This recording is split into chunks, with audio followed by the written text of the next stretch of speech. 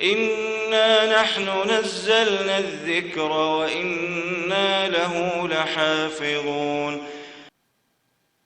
بسم الله، الحمد لله، والصلاة والسلام على رسول الله وعلى آله وصحبه ومن والاه ومن استنى اتبع هداه إلى يوم الدين.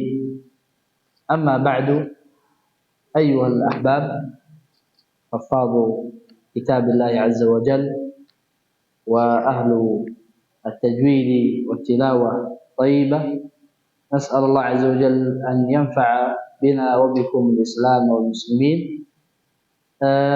وصلنا في درسنا الجديد في الدرس الثالث، شرح كتاب القاعدة النورانية، ومراجعة سريعة للدرس الأول والدرس الثاني قبل أن ندخل في الدرس الثالث. كما هو معلوم أن الدرس الأول هو الأصل في قراءة الحروف باللغة العربية، فلا بد أن نفهمه ونحفظ أسماء الحروف، وأيضا حروف الهجاء المفردة، يعني أن الحروف أفردت حرفا حرفا، حرفا واحدا حرفا واحدا. وذكر أيضا المؤلف أسماء الحروف نطقا، وهي التي تكتب في الأعلى، ورسما هي التي تكتب في الأسفل. إذن المؤلف ذكر الحروف كتابة، مثل ألف كتب واحد ألف، مثل الواحد باء، هكذا باء. وفي الأعلى يكتب نطق ذلك الحرف باء. وأيضا من الفوائد في هذا الدرس معرفة الحروف المفخمة والحروف المرققة. والحروف المفخمة 7: قص، ضغط، خفض. إذا قرأنا هذه الحروف 7 فخمناها: خاء، صاد، ضاد، غين، إلى آخره. وغير هذه الحروف 7 الترقيق: با، تا، تا، وليس طا، تا، لا، بل الترقيق: تا، لام، ثا. وكذلك من الفوائد في هذا الدرس ذكر المؤلف يا. لماذا؟ لأن هذا موجود في رسم المصحف. ثم نستمر إلى الدرس الثاني في كتاب القاعدة النورانية، وهو حروف الهجاء المركبة. ومعنى مركبة يعني أكثر من حرف: با، تا، نون، 3 أحرف. إذن ركب المؤلف. لماذا؟ نقول هناك فائدة، وهي مراجعة المعلومات في الدرس الأول. إذن الدرس الثاني هو مراجعة الدرس الأول. أيضا كيفية نطق الحروف وهي متتابعة، نستفيد من هذا الدرس. با، تا، نون، كيف نقرأ هذه الحروف المركبة وكذلك لا نفصل بينها: با، تا، نون، لا، وإنما بتواصل: با، تا، نون، استمرار الصوت. وكذلك بارك الله فيكم قد يذكر المؤلف حرفا واحدا، وهذا خلافا للعنوان. العنوان حروف الهجاء المركبة، يعني أكثر من حرف، لكن هذا نادر، والغالب أن الدرس أكثره مركبة، ويذكر نادرا واحد. لماذا؟ نقول لكي يبين رسمه. مثلا حرف الكاف ذكره كثيرا: كاف، كاف. لماذا؟ لأنه يختلف في الرسم، هناك الخط الكوفي، هناك الخط النسخ، هناك خط الرقعة بالخطوط العربية. فالمصاحف تختلف من حيث الرسم، فالكاف هنا يختلف عن الكاف هنا، فهذا فائدة تعدد بعض الحروف.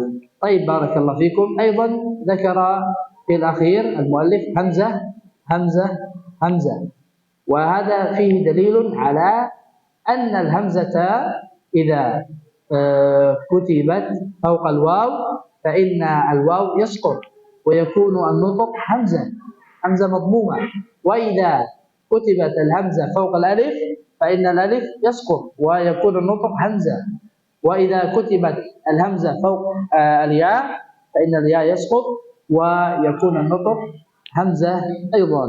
إذن هذا الدرس باختصار، وهذه أهم الفوائد فيه، وإن شاء الله تعالى بعد قليل سندرس الدرس الثالث. بارك الله فيكم. الآن نستمع إلى الترجمة. Bismillahirrahmanirrahim. Assalamualaikum warahmatullahi wabarakatuh. Alhamdulillah wassalatu wassalamu ala Rasulillah wa ala alihi wa sahbihi wa man wala, amma ba'du.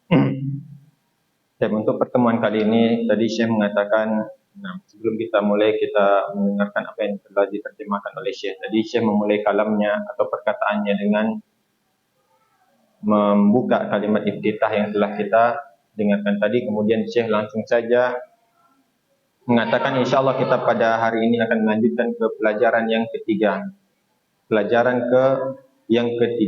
Dan nanti insyaallah kita akan masuk setelah ini. Tapi sebelum kita masuk ke pelajaran yang ketiga, alangkah baiknya kata Syekh tadi kita memurojaah dengan ringkas pelajaran yang pertama dan kedua. Sebelum kita masuk ke pelajaran yang ketiga, maka kita akan memurojaah pelajaran yang pertama dan yang kedua.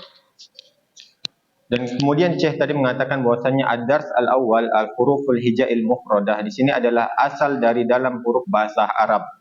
Asal dari dalam huruf bahasa Arab itu terdapat di dalam pelajaran yang pertama.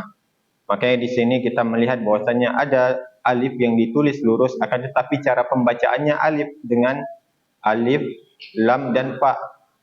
Cara pengucapannya itu dengan 3 huruf. Dan ini harus kita hafalkan tadi seperti yang Syekh katakan.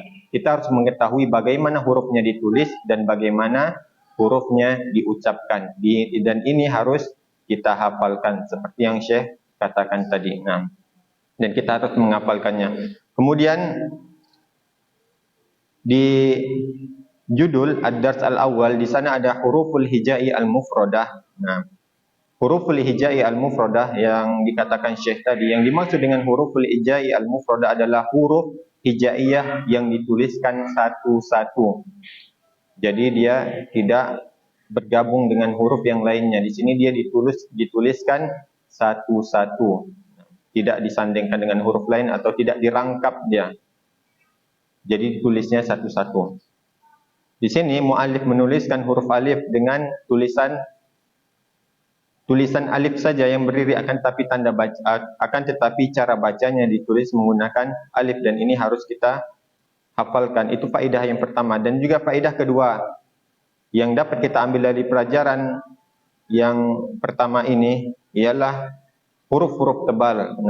Syekh tadi menyuruh kita untuk memperhatikan huruf-huruf yang tebal. Tadi telah dikatakan bahwasanya huruf tebal itu ada khussah, doktin, kiz. Ada beberapa huruf. Dan selain dari khussah, doktin, kiz ini, ini disatukan huruf-huruf tebal. Ada huruf kha, sa, dha, gha, ta, qaf dan za. Ini adalah huruf tebal. Yang mana huruf tebal ini ketika membacanya harus ditebalkan dan tidak boleh ditipiskan. Adapun selain dari huruf yang ini, itu dibaca tipis seperti lam tadi, sin, ini dibaca tipis.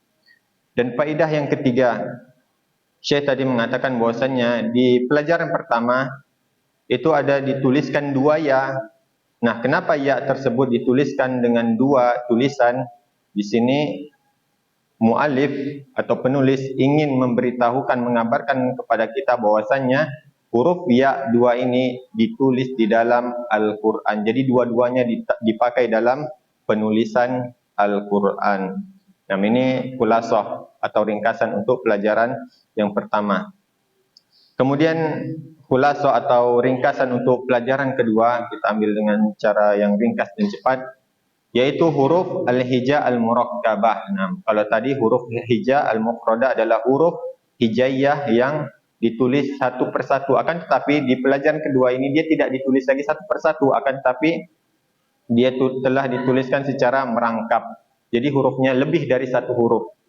Hurufnya lebih dari satu huruf, tidak satu-satu lagi tulisannya. Kemudian di pelajaran kedua ini, ad-darsani al-huruful hijaiyah al-murakkabah, ini adalah sebagai murojaah untuk pelajaran yang pertama. Dan juga ketika kita membaca, cara pembacaan di huruful hijaiyah al-murakkabah itu berbeda dengan cara pembacaan di huruf al-hijaiyah al-mufradah. Nah, cara pembacaan ketika kita telah masuk ke dars asani ini, pelajaran kedua ini, huruful hijaiyah al-murakkabah, cara membacanya itu tidak boleh terputus dan harus bersambung. Contohnya, ba, la, ba, enggak boleh ba, kemudian berhenti, kemudian la, berhenti, dan ba. Ini harus berkesinambungan dan tidak boleh terputus. Nah.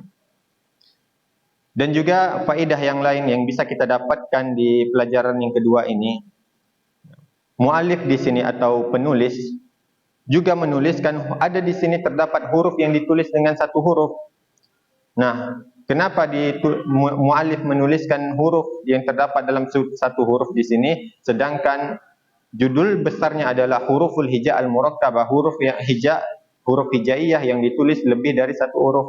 Di sini mu'alif ingin memberitahu kita bahwasannya ada cara atau tulisan lain yang harus kita ketahui dalam tulisan bahasa Arab itu sendiri. Contohnya huruf kaf. Di sini penulis ingin memberitahu kepada kita bahwasannya jenis-jenis tulisan dalam bahasa Arab itu banyak. Ada namanya khot naskhi, ada ruk'ah. Di sini ingin mu'alif memberitahukan kepada kita bahwasannya semua huruf ini itu juga dipakai dalam penulisan Al-Quran. Dan juga ini tidak sedikit dituliskan di pelajaran yang kedua ini. Tapi kebanyakan huruf yang terdapat di pelajaran kedua ini ialah huruf yang lebih dari satu huruf. Kenapa ada yang satu huruf ini? Min babil aghlab, kebanyakannya dua huruf atau lebih. Dan ini punlah sedikit, karena si mu'alif ingin memberitahukan kepada kita jenis-jenis tulisan bahasa Arab. Nah, kemudian yang terakhir, faedah yang terakhir di pelajaran yang kedua, nah, mu'alif di sana menuliskan hamzah yang terletak di atas waw, dan kemudian hamzah yang terletak di atas ya, dan hamzah yang terletak di atas alif. Nah, kemudian Syekh tadi mengatakan apabila ada hamzah yang terletak di atas waw, maka wawnya jatuh, tidak dibaca. Yang dibaca apa? Yang dibaca hamzahnya. Dan kemudian juga begitu juga apabila ada huruf hamzah yang terletak di atas ya, maka di sini ya-nya tidak dibaca. Dan begitu juga huruf hamzah yang terletak di atas alif, maka alifnya jatuh dan tidak terbaca. Jadi ketika huruf hamzah terdapat di atas waw, ya dan alif, maka huruf-huruf waw, ya dan alif itu jatuh dan tidak dibaca. Yang dibacanya apa? Hamzah saja. Dan ini ringkasan untuk pelajaran yang pertama dan yang kedua. Dan insya Allah kita akan masuk ke pelajaran yang ketiga.